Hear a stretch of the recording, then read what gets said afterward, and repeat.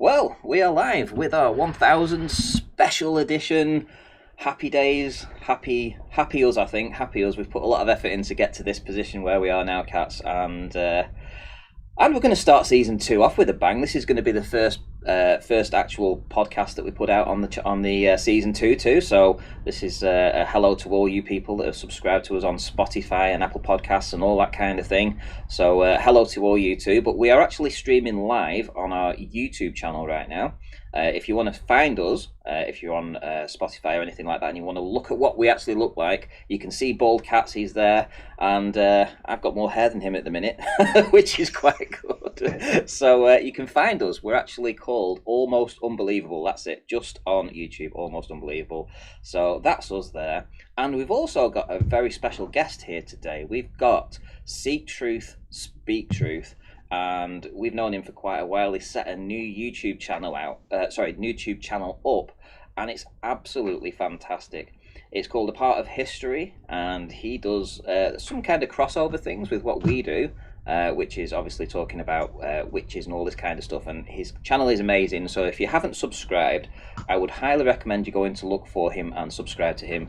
It's called A Part of History, and you can find it on YouTube, no problem. Right, so without further ado, Cats, how are you doing today?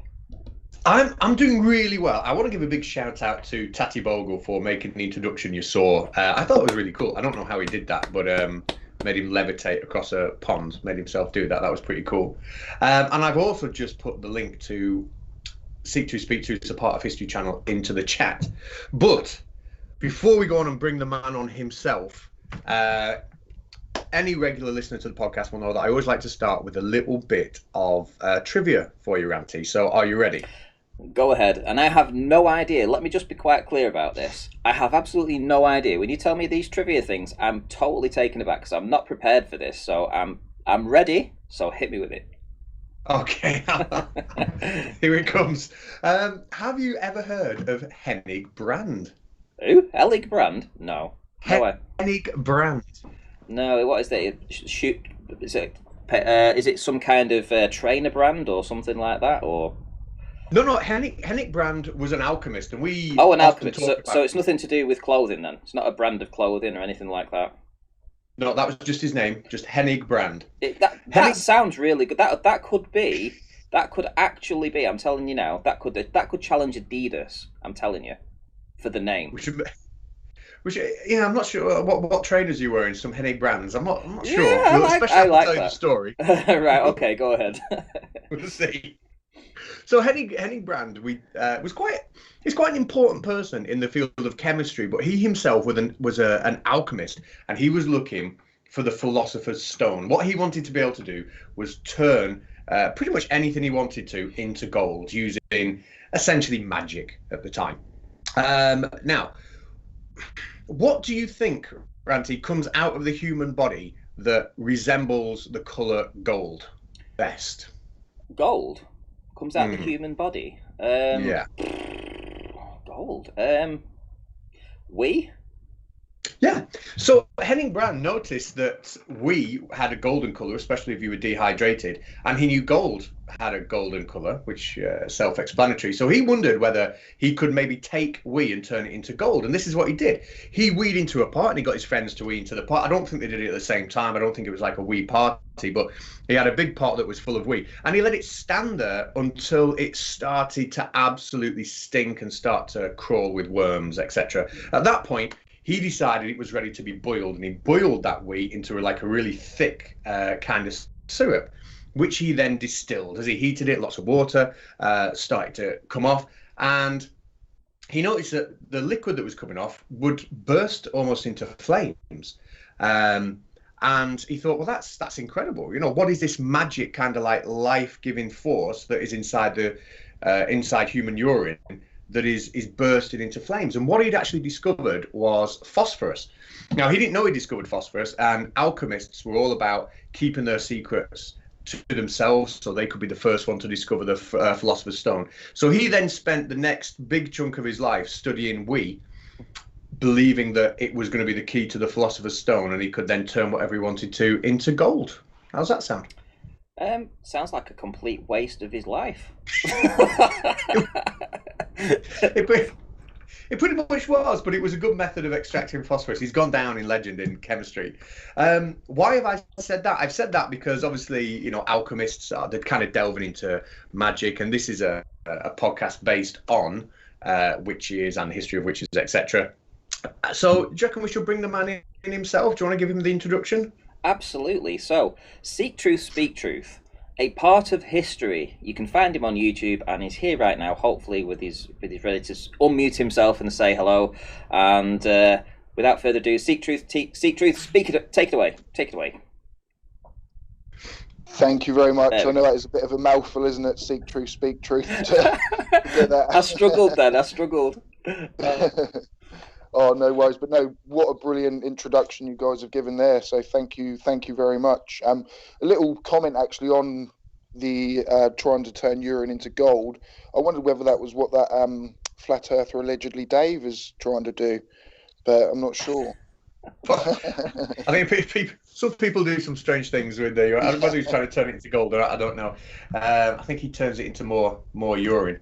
But your show, right? Your channel, Part of History. One of the videos, or the video that is the reason that you're here, is one of the latest ones you did, which I really enjoyed. I thought it was fantastic, and it was all about the witch trials and the Witchfinder General, etc. How long did it take you to research that video? Wow. I mean, it was quite a while, to be honest, sort of in the making, really.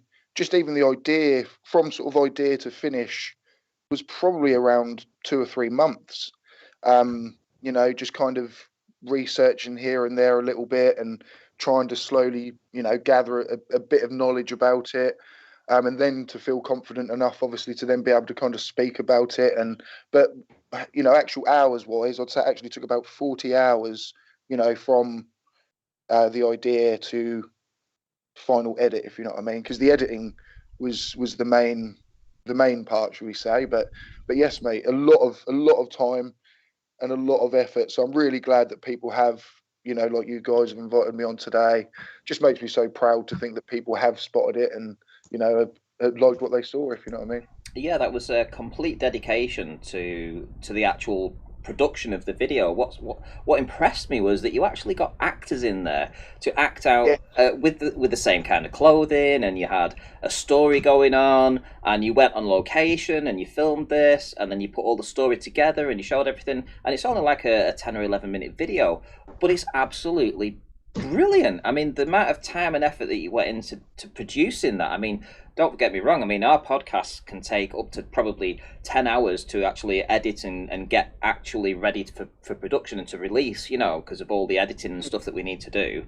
But to put that amount of work into it and spend 3 months researching it, I've got to tip the hat. I've really got to tip the hat. And I wish you had more subscribers. I think you've got a little over 700 subscribers right now. So I would be hoping that anybody that's listening right now, if you're interested in that kind of thing, would hop on over to your channel, give you a big thumbs up and a subscribe. Let's get you to that 1,000 mark at least, because I think you deserve it. I think you should get the 1,000 very soon. And it probably isn't off the back of us, but it'll be just purely off the back of the amount of effort that you've put into it. So yeah, I'll give you a big round of applause for the work you've done so far. It's an excellent video, and we will play it. Actually, we will play it in a little bit.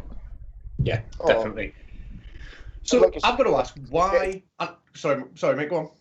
Oh no, sorry, buddy. I was just going to say, you know, it is just getting the word out there, isn't it? So coming onto shows like this, it will help.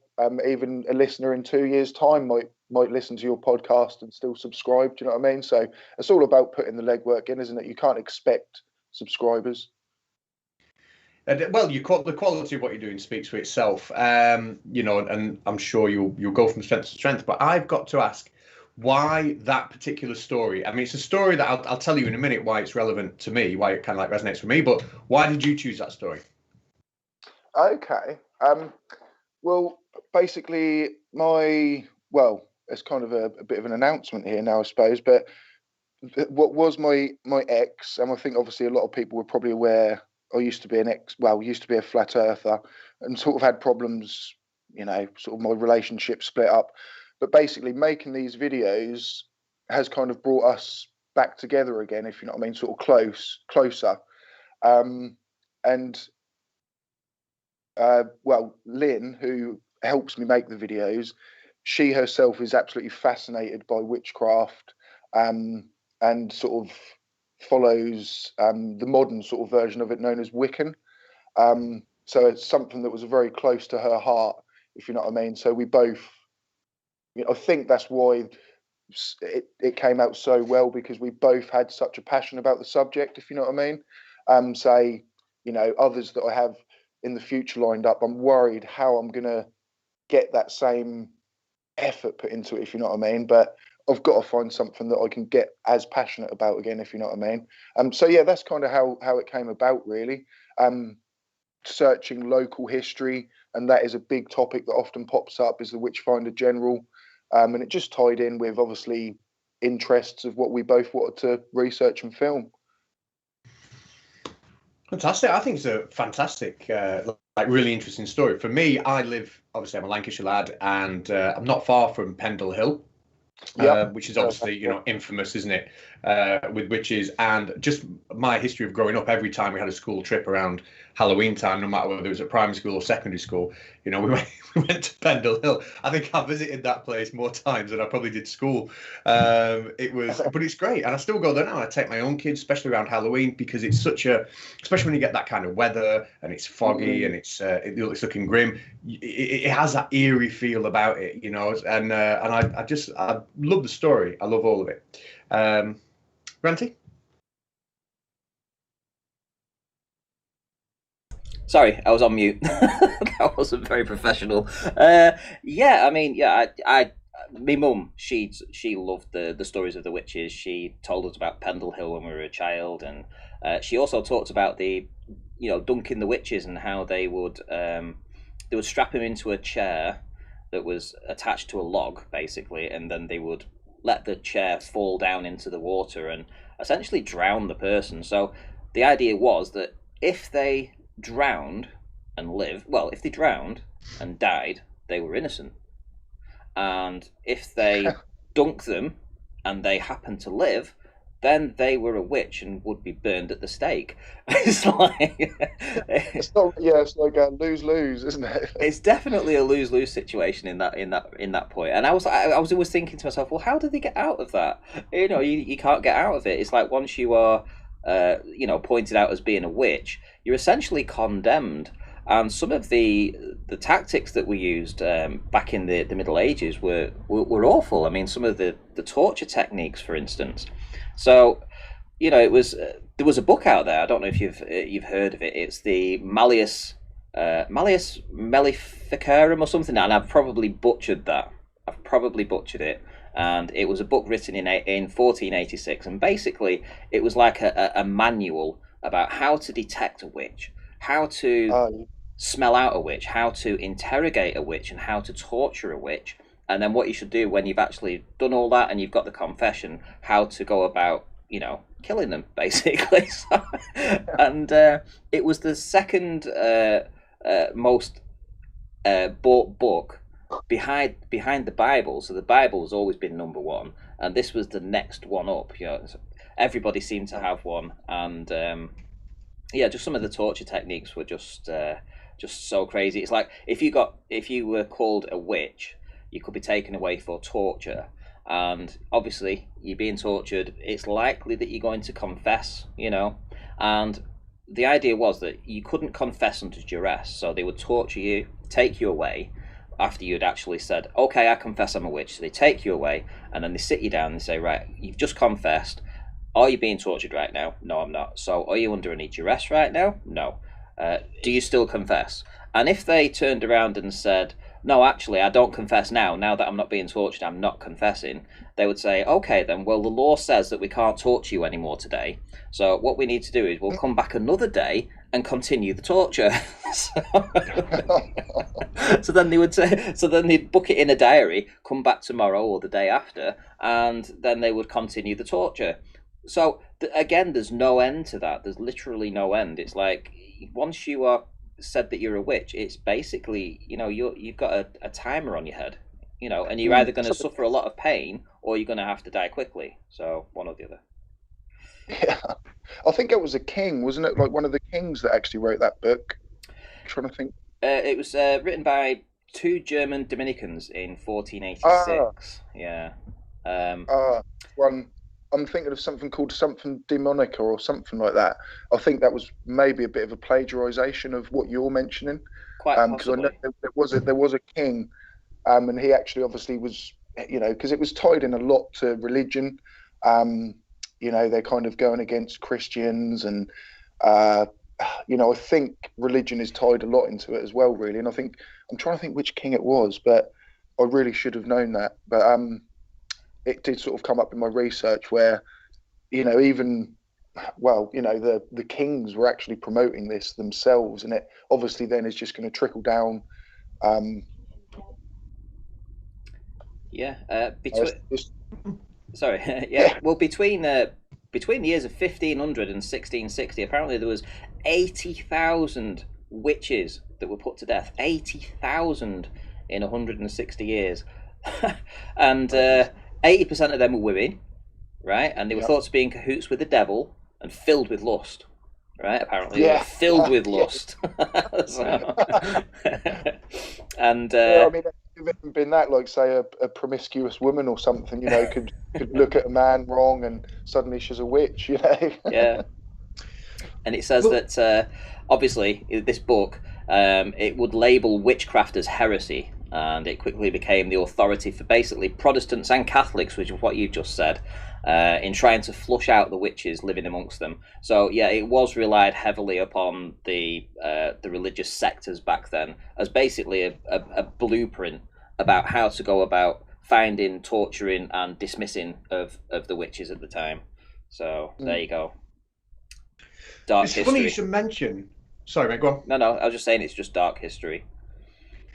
It's funny you should mention the 80,000, because I was going to bring something up later on, but maybe now's a good time. You mentioned about 80,000 killed in how long? 160 years? Yep.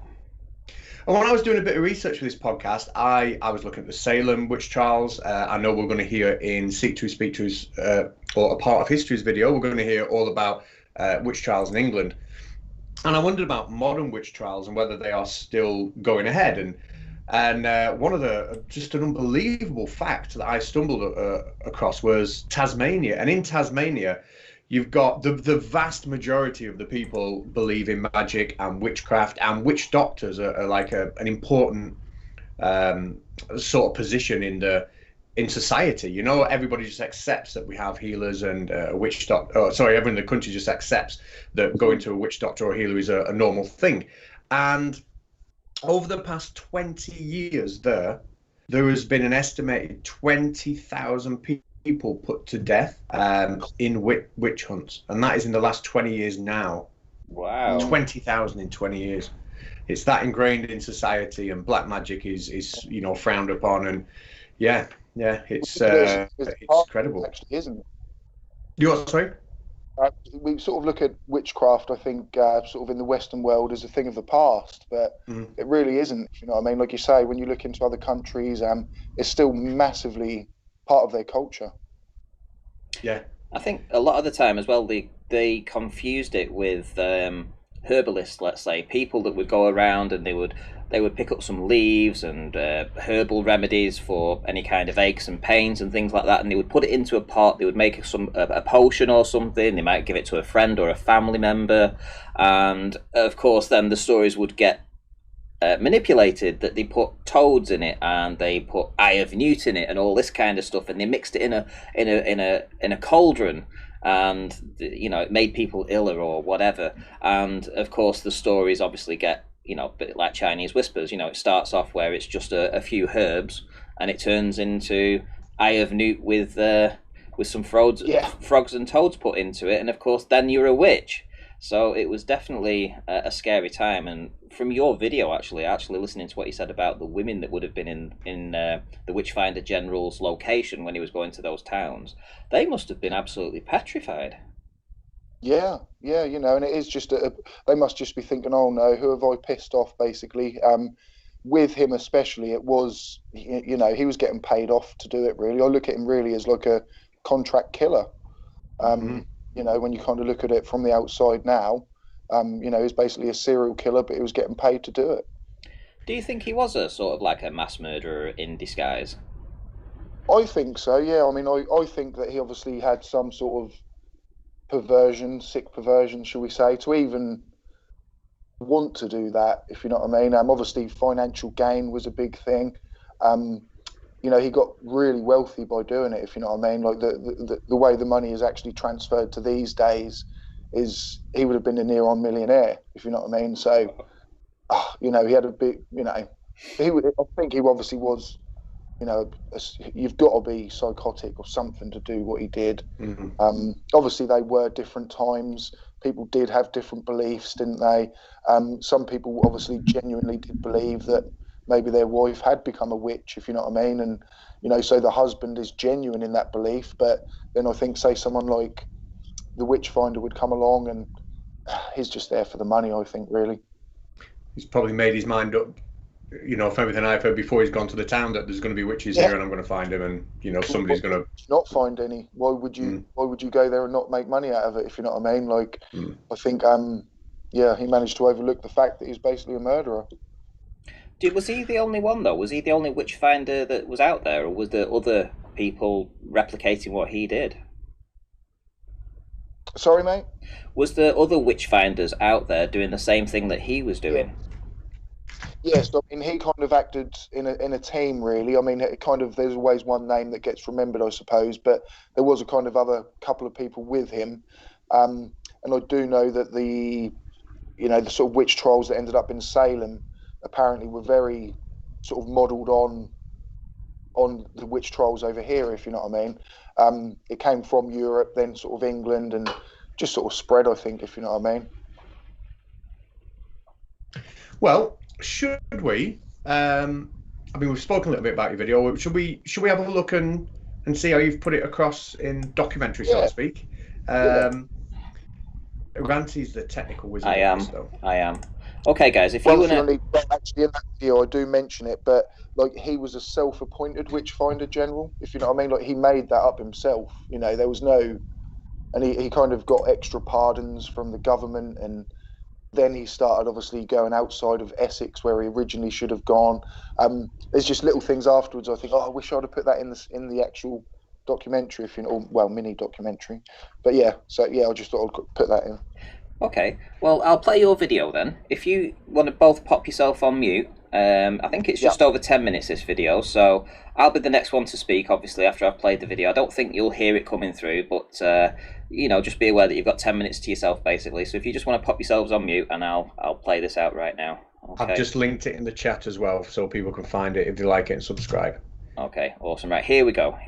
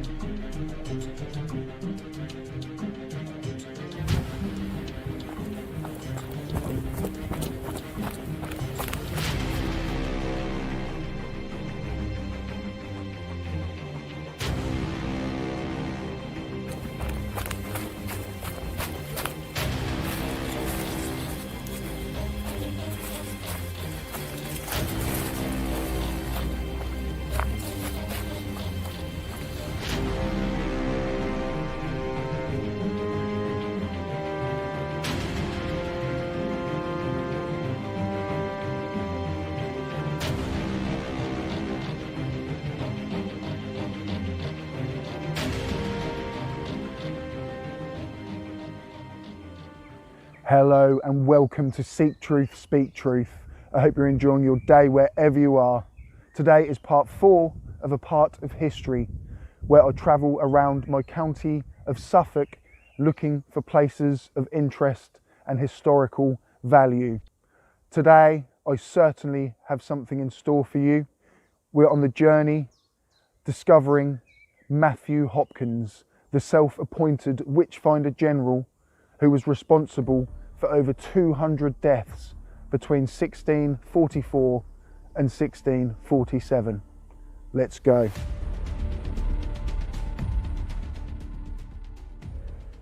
We start here in Wickham Skeeth, one of the many locations across the southeast of England where crowds would gather to witness the brutal treatment of innocent women. An accused witch would be dunked into this lake. If they sunk, they died, and if they swam, this man would accuse them of witchcraft. Most likely born in 1620, the Witchfinder General flourished during the English Civil War. Hopkins' witch-finding career began in March 1644. He and his associates were responsible for more people being hanged for witchcraft than in the previous 100 years. They were solely responsible for the increase in witch trials during those years. Having walked round the entire lake, I would suggest that this part here is where the dunkings took place. The vast majority of Hopkins' victims were women, but his depraved list did not end there. I'm here at Framlingham Castle, not only made famous by Ed Sheeran, there's also something a little bit more dark and sinister about the history here. John Lowe, a vicar from Brandeston Church, was brought here and swam until he confessed to witchcraft. I'm actually standing on the bridge over the moat. This here would have been where John Lowe's was dunked into the moat, and this is where he would have confessed. As you can see, it is quite a drop. This was an innocent elderly man, a vicar. Hopkins worked on a commission basis. He was becoming out of control, going from village to village on a rampage of destruction. Through all of this, he became a very rich man.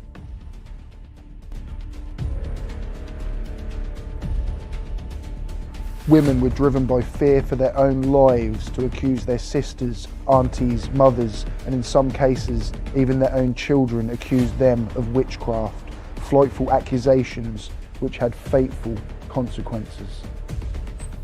I think my mother's a witch.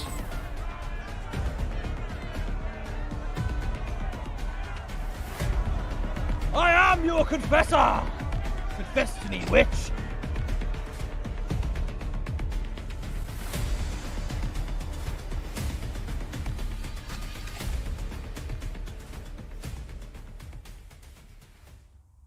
I'm at Rushmere Heath, actually about a 45-minute walk from my hometown of Ipswich. That very same walk would have been taken by Mary Lackland, an accused witch. It had been 100 years since anybody had been burnt at the stake, so this was quite significant. I'm imagining the horror and fear as she was marched and hounded by members of the general public.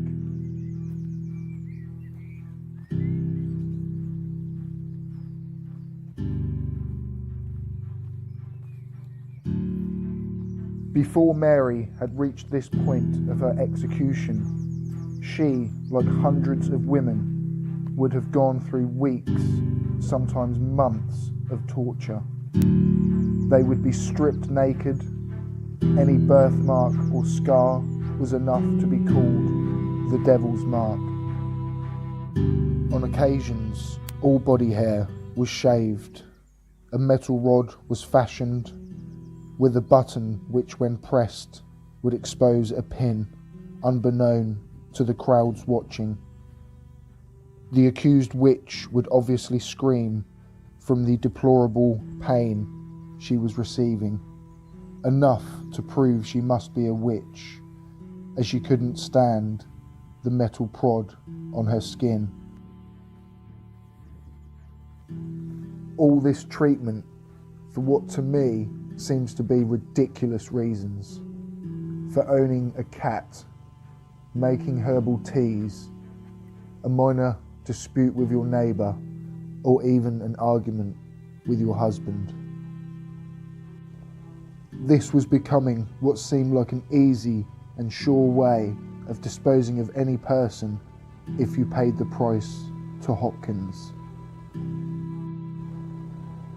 He had reached the pinnacle of his career. This could not go on. Eventually Hopkins was called out. The tables were turning.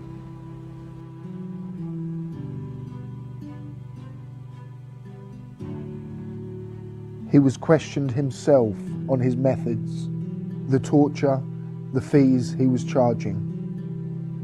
He was accused of witchcraft, as he had much knowledge of the witches. He quickly retired back to Manningtree, becoming landlord of a pub in Mistley, the neighbouring village.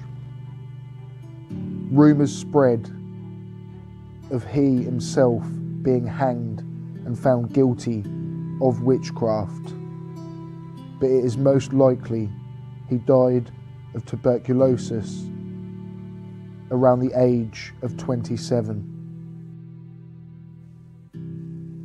Go on, hit that subscribe if you like what you see, and also hit the bell. Ding ding. With that out of the way, thank you so much for watching. I want to thank Elbow, teamwork. This video has taken 40 hours and we've loved every moment of it. Thank you to my niece Gracie and to Johnny Sticks playing the Witchfinder General. Your support. Well, that was absolutely fantastic. I loved it. I really did love it. And you can find the rest of the quality videos out there. Just go and find it. Just go and watch. Enjoy yourself. Immerse yourself in it. Because it's absolutely fantastic. A part of history with Seek Truth, Speak Truth. And yeah, awesome stuff. Well done, guys. It is really, really, really good. I've linked that video in the description for anyone who wants to hop over and give it a sub. I also want to give a big shout out to Tatty Bogle in the chat. I don't think he was here right at the beginning, but if he had been, we used your intro, mate, and we both love it. So thank you very much for the introduction you made for us. It was amazing. Thank you. Yes, and I will echo that too. The first time that I saw that, I think it was either last night or the day before, and I was just blown away by it. Really high quality. I'm going to be using it from now on. It puts my original intro to shame, so thank you very much. So, yeah, well done, Tatty. Oh, sorry. Yep, well done, Tatty. Sorry, Seek Truth, Speak Truth. I cut you off there, mate. Oh no, I was saying the same. Yeah, well done, Tatty. Yeah, that was absolutely brilliant. So, Ranty, you got anything else you want to tell us about witch trials or witches? Well, first of all, let me tell you about Wolfgang, who's in the chat, who really loves I think this is the first time that he's probably seen your video work. So he says the quality is amazing. So, and I would echo that too. As I said, the video photography is just fantastic. Well done. Yeah. I'll let you into a little secret. Actually, that was all filmed and edited on my phone. Really? Wow. Well, you need a. Wow. I'm not even going to say you need a PC after that, but it would have been easier to do it at a PC, surely. Yeah, that's what someone said. Was like, oh, because you have to keep zooming in so much, and yeah, it's difficult. So obviously, next step will be, get a PC sorted and do them on there, if you know what I mean. But it just goes to show you don't need, all the top things. It was a free downloaded app actually, editing app. But I have now got the purchased version, shall we say, because, there's just slightly more things you can do on it, if you know what I mean. But I'd kind of, I think I took maybe the free apps as far as I can with that, if you know what I mean. So, yeah, time to move on now to something a little bit more professional, maybe. But, yeah, you can do it on a phone, guys. Okay, well this is our 1,000 1,000 subscriber thank you live stream special.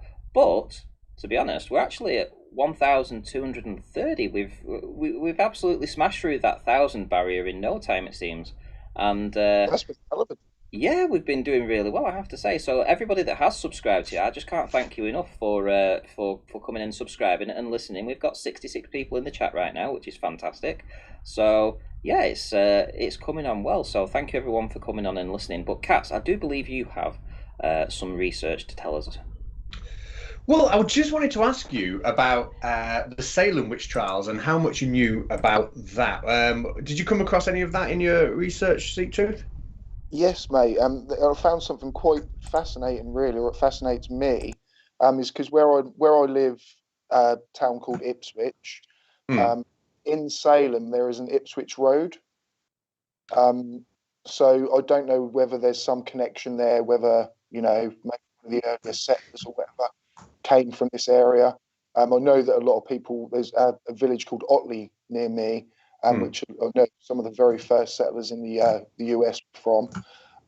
So yeah, there's some sort of connection. I mean, even the name Ipswich, witch. Do you know what I mean? So I know it's spelt differently, and I'm just kind of making that up, if you know what I mean. But to me, there's something there, if you know what I mean. Like our local speedway team is called the Ipswich Witches. So there is a connection to witchcraft, I think, around my area, if you know what I mean. Well, the Salem witch trials did have a bit of a British connection because the town of Salem itself, it was a town that was split into two halves. It was split into like a thriving, prosperous town that was really going places, and a farming village as well. And when I think it was King William, he ordered an army to travel to colonial America, and I think he was fighting against the French.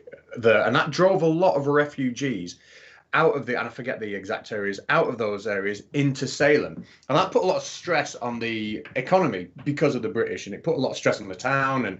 And the farming village didn't want anything to do with the town or anything like that. And they were kind of fighting for independence, and they wanted compensation for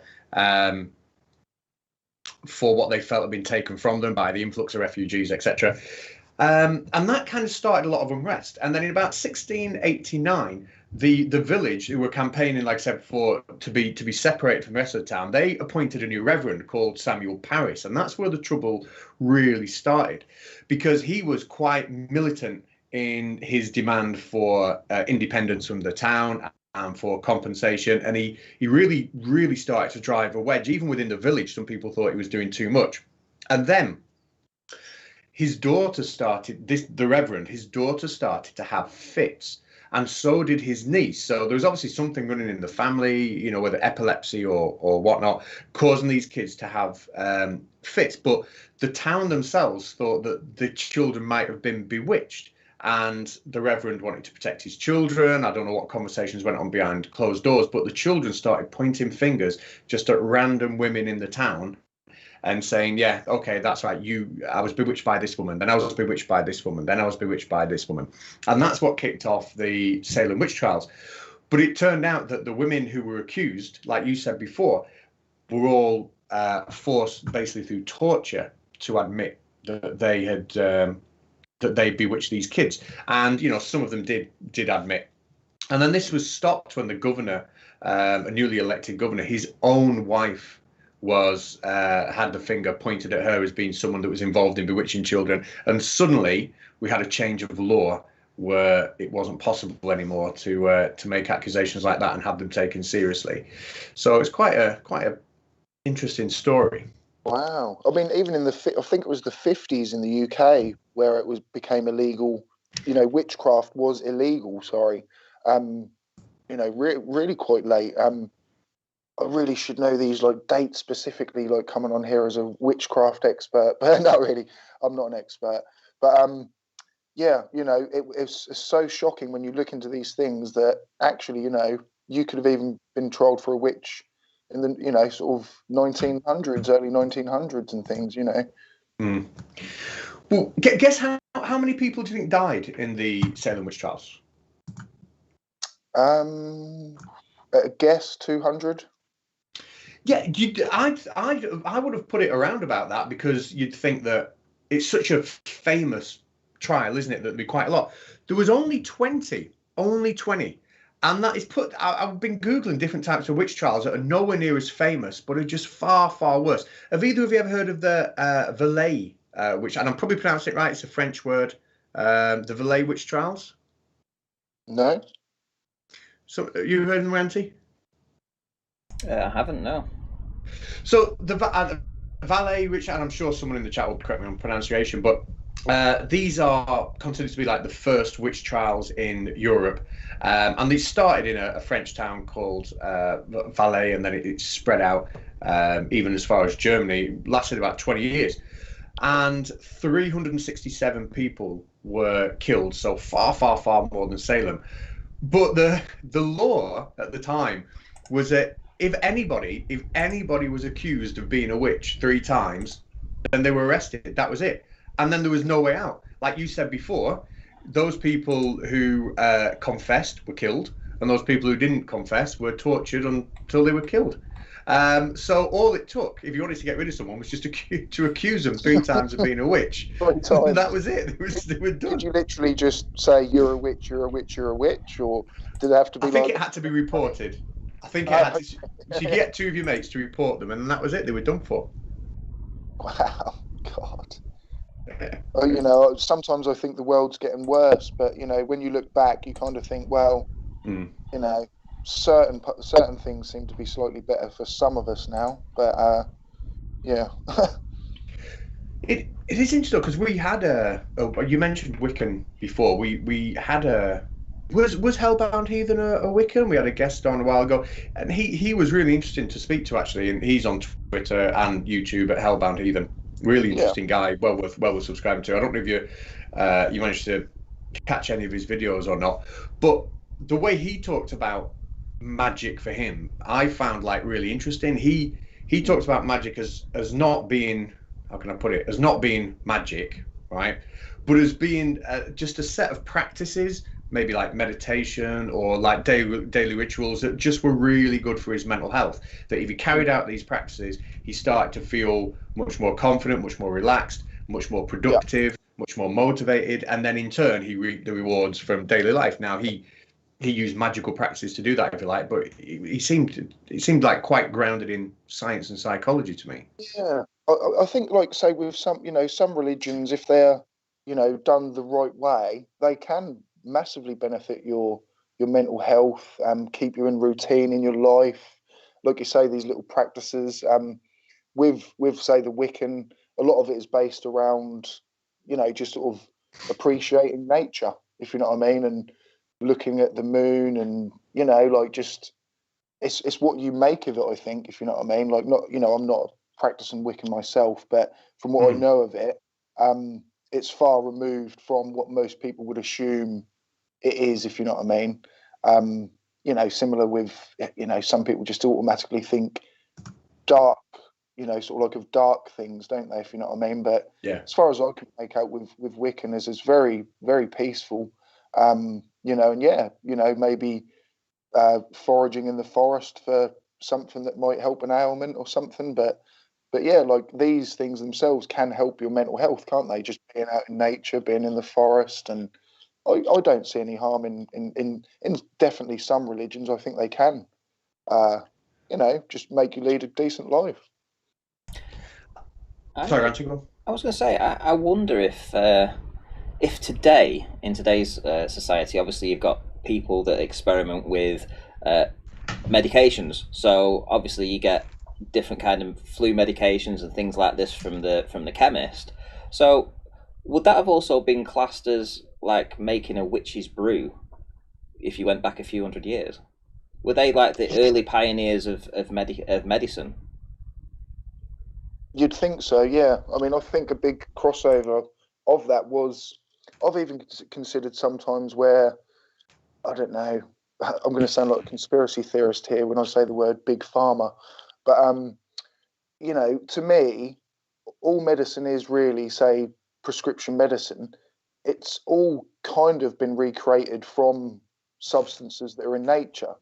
You know what I mean? Like, so really, they are there. And if, you know, these people did have the wisdom that, you know, this will, you know, with rheumatism or, you know, certain things have antibiotic properties, and, you know, so, you know, they're almost doctors of their own time in a way, I think. But, you know, it wasn't regulated. So, yeah, if they did maybe accidentally make someone ill one time, it could be looked upon as, oh, they've put an evil spell in them. And, you know, everyone was so fantastical back then, weren't they? Especially where they would believe in demons and ghouls, and, you know, like, it was just day-to-day life where people are so skeptical, or nowadays a lot of people are more skeptical of things like that. You've had a comment in the chat, Cats, that says, from Gordon's Raver, apparently the last trial in Switzerland was in 1773. Right, that was the last one in Switzerland. Wow. God. That's fairly recent, isn't it, compared to... Mind, having said that, when we look at, like, Nigeria, Kenya, Tanzania, they're still going on now. Zambia, just had some stats before. It's quite odd, isn't it, how sort of like over in, you know, countries like just named Zambia, Nigeria, Tanzania, that it is so ingrained still in society that it's just normal, it's just accepted. You know, it's so alien, isn't it, to what we're used to here. It is. It's I'm glad it's not around right now, because people could just call you out and say he's a witch. And I'm sure there's a lot of people going around saying a lot of things about a lot of different people at this time. So you could get called anything, and the next thing you would be put on a stake and burned. So yeah, definitely better times. But did you have something to say about Pendle Hill, though, Cats? Well, I just wanted to. Well, I think I've kind of mentioned it before, that because I'm in the area, I spent so much time up there, and it's just a fantastic place to go when it's Halloween. Obviously, everybody in the area really gets into it. You know, all you've got to do is drive through, and you can see all the decorations and stuff. It's great. But Pendle Hill itself, to get up there on Halloween, it's so eerie and spooky, and I don't know. I think it's something everyone should experience once. You know, get up there on Halloween. Do, Cats, and obviously Ranty would be invited as. Do a part of history video, but the Pendle Witches, and actually go up and actually film it there. I think that would be cool. A collaboration, that'd be amazing. Unbelievable collab. Yeah, a collaboration sounds great. Yeah, it's almost unbelievable and a part of history. Yeah, like put a video out on my channel and like do a podcast, and do you know what I mean? Like, that'd be cool. Definitely. The last time I was at Pendle Hill, it was a long time ago, and the Blair Witch Project had just been released. And I think it had been in the cinemas for a few months anyway, or it might have been in for even longer than a few months, but it certainly wasn't a long time. And I'd gone up with my sister and a couple of friends, and we were able to drive up the hill, get to the top, and they had people with vans there that were selling burgers, and I think there was a ride or something that you could go on, and there was a group of people, maybe 40 or 50 people at the top of the hill. It was bloody freezing as well. That's the one thing I do remember, but we were determined to stay till midnight. So what happened, I hadn't realised that my sister hadn't actually watched the Blair Witch Project. Now, if you've watched it, you'll understand when I say, when they get the stone, you know, when you get those stones clapping together, and it sounds like the noise when they're clapping these stones together, that was part of the Blair Witch Project. That was part of the psychological trauma that went on during that film, and it had a very, a real effect on people when they heard these stones being banged together. And I thought I'd play a prank on my sister, so I went and hid behind the wall, and I crept up on her, and I started banging these stones together, going clap, clap. And I'm thinking, why isn't she scared? Why isn't she doing anything? And I was there like a lunatic behind this wall, freezing me nuts off.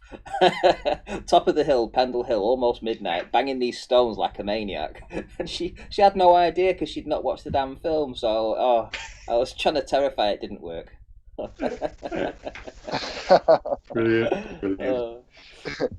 I just thought of one random fact I found out whilst during the research was, you know, the term or phrase "hanger on," like, oh, they're a bit of a hanger on. That comes from family members. Say if their mother or father, but accused witch, was basically being hung to death. to speed it up, their family would actually hang on the legs to actually speed the death up, if you know what I mean. They had no way of obviously saving them. So imagine that as a scene where your own family are basically pulling on you to kill you quicker to end your suffering sooner, if you know what I mean. I just think of that as horrifying. No, it's shocking, that, isn't it? I mean, to make, when you're hanging somebody, and this isn't just exclusive to the witch trials, but there was something called the short hang and the long hang. And the short hang was where you deliberately made the fall, the amount that they had to drop before the slack was taken off the rope, really short, so you didn't pick up that much speed. So it will be a more deliberately slow and painful death, as opposed to the long hang where you dropped and you picked up enough speed to break your neck. And it was done deliberately, to make the death as painful and as long as possible. Well, this is the start of season 2 anyway, for the Almost Unbelievable Paranormal Podcast that will be going out on Spotify and all the other places. So I'm going to tell people what we're going to do this season. So obviously we've got a new introduction, which is great. So it's going to last a little bit longer, so it'll probably get you in the mood a little bit before we actually start the podcast. We do have some podcasts already pre-recorded, so they will be going out this week and next week. And we are looking for new guests, so we're going to go obviously exploring for new guests as well. But if you have a story and you think something strange has happened to you and you want to come on and tell us about it, we are more than welcome. All the links will be in the description. You can email us. It's admin@almost-unbelievable.com. Dead easy. And as I say, all the links will be there. You can find us that way. And we do have one other thing to do. Is if we've got anything else to talk about before we do a prize draw for our Patreons.